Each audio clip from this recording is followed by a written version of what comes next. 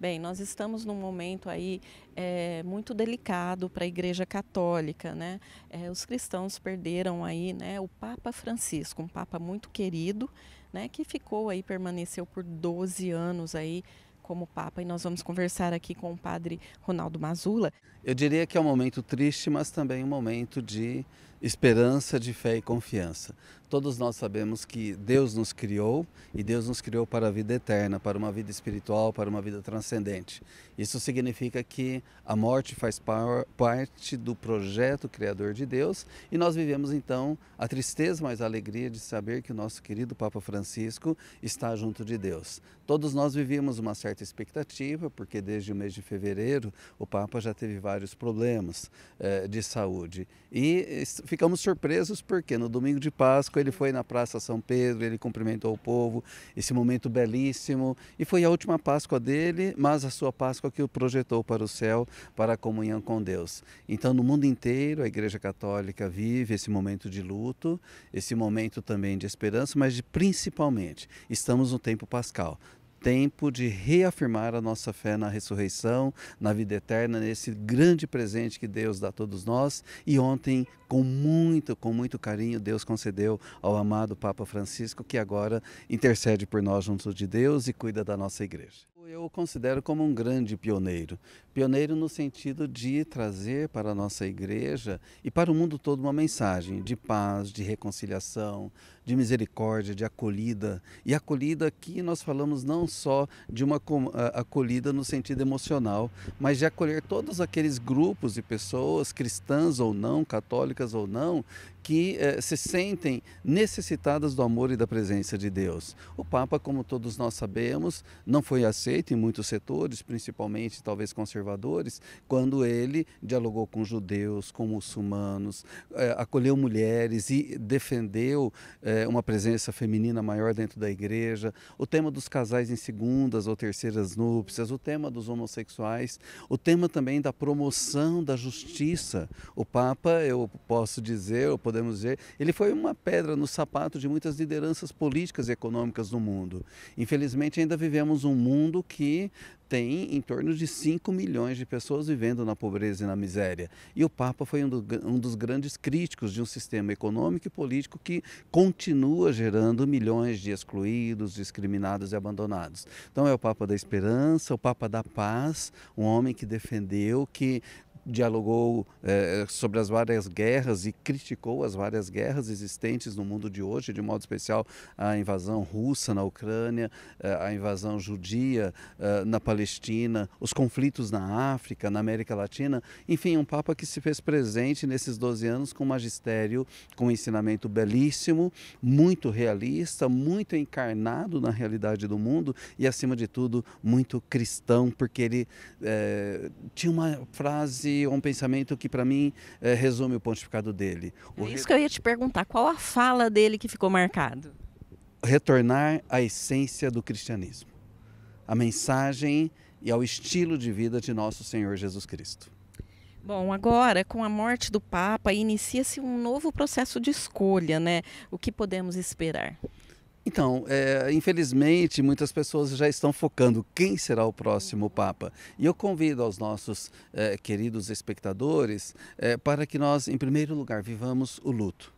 Às vezes a nossa sociedade contemporânea ela não quer falar de luto e então é um momento muito importante para refletirmos sobre a nossa vida, rezarmos pelo descanso eterno do Papa Francisco e o sepultamento dele será no sábado de manhã, às 10 horas de Roma, 5 horas da manhã do Brasil. No domingo começa o que se chama o novenário, que são 9 dias em que se reza pelo Papa. Após esses 9 dias, então se inicia o conclave, que é a reunião na qual é eleito o novo Papa. Participa do conclave, participam os cardeais, né, só os cardeais, temos 135 cardeais, e desses cardeais, ou qualquer batizado pode ser eleito Papa. Uma coisa interessante, Valéria, é que as pessoas pensam só os cardeais, normalmente, mas a legislação da Igreja acolhe e já teve cardeais, principalmente papas na Idade Média, que eram leigos. Depois foram consagrados sacerdotes, bispos, né? Mas nos últimos séculos a tradição tem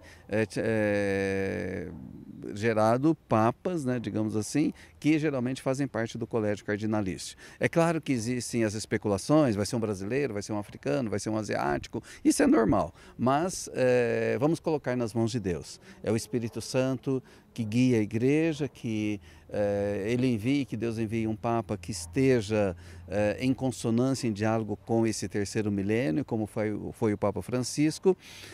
Uma curiosidade, dos cardeais que participarão do conclave, 105 foram escolhidos pelo Papa Francisco, com perfis diferentes, mas eu acredito que nós possamos ter, quem sabe, um pontificado de continuidade, ou seja, alguém que não vai ser igual ao Papa Francisco, não esperemos um outro Francisco, cada um é cada um, ele é único, mas alguém que pelo menos siga algumas linhas propostas pelo Papa Francisco que trouxeram tanto bem para a igreja e para o mundo. E temos aí vários cardeais brasileiros participando aí desse momento, né? Isso, nós temos 7 cardeais, Dom João Brás, que reside em Roma e trabalha na Cúria Romana, e 6 cardeais que moram no Brasil. Né? Dom Odilo Scherer, que é o cardeal arcebispo de São Paulo, que é bem conhecido, Dom Leonardo Steiner, que é de Manaus, temos Dom Sérgio da Rocha, inclusive, que é daqui da nossa região, nascido perto de Matão, foi bispo da Diocese de São Carlos, e que a mídia está falando é um dos possíveis candidatos, mesmo porque o cardeal Sérgio da Rocha, ele faz parte do chamado G9, aquele grupo de 9 cardeais que assessoravam o Papa diretamente. Um homem muito inteligente, muito preparado e que com certeza é uma presença muito marcante na vida da igreja no Brasil. Hoje ele é cardeal arcebispo primaz do Brasil, ou seja, o primeiro diocese do Brasil, que é a de Salvador. Temos também Dom Raimundo Damasceno, que é o que tem mais de 80 anos e não participará do conclave, né? E rezemos, acima de tudo, para que a presença brasileira seja marcante neste conclave e que eles possam também, como o Papa Francisco, levar uma mensagem de renovação para a igreja, de continuidade ao pontificado do Papa Francisco e também o testemunho da nossa querida Igreja do Brasil. Ô padre, e qual é o prazo que a gente pode esperar, que a gente sabe já para ser aí definido qual será o novo Papa? O conclave ele não tem data para acabar. A previsão é que ele comece em torno de 15 dias. E a partir daí, de repente, o conclave pode durar 1 dia, 2 dias, 10 dias.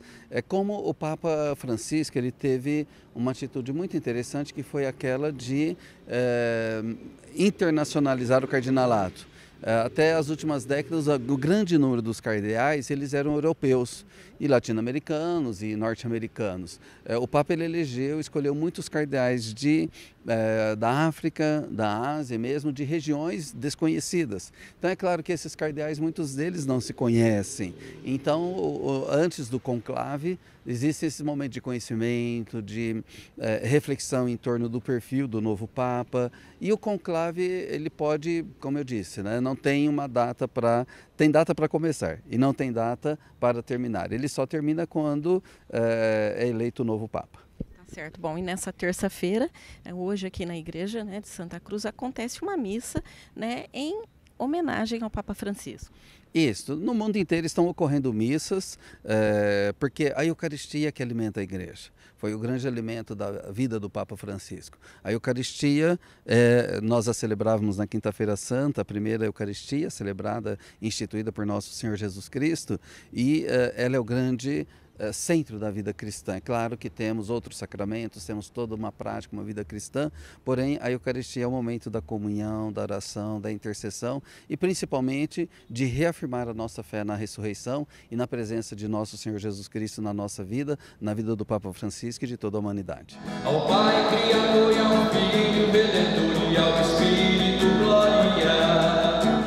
Ao Pai Criador do mundo, ao Filho Redentor dos homens, ao Espírito de amor, Deus sempre glória. O Papa Francisco, ele foi o Papa da Misericórdia. Um Papa que ele não escolhia pessoas, todos que chegavam perto dele tinham acesso, né? Ao mesmo tempo, um Papa também que foi político, falou com todos os países e com todos os povos. Um Papa humilde e um Papa pobre. Ele, com a misericórdia, né, que ele era o Papa da misericórdia, muitas coisas, muitas reformas foram feitas na igreja através dele, que foram coisas boas, que a igreja, o povo católico nunca vai esquecer. Como manter viva essa mensagem? Só seguir aquilo que ele nos ensinou, né? Porque o Papa é o doce Cristo aqui na Terra. Então tudo que ele nos ensinou foi o próprio Jesus que nos ensinou através dele.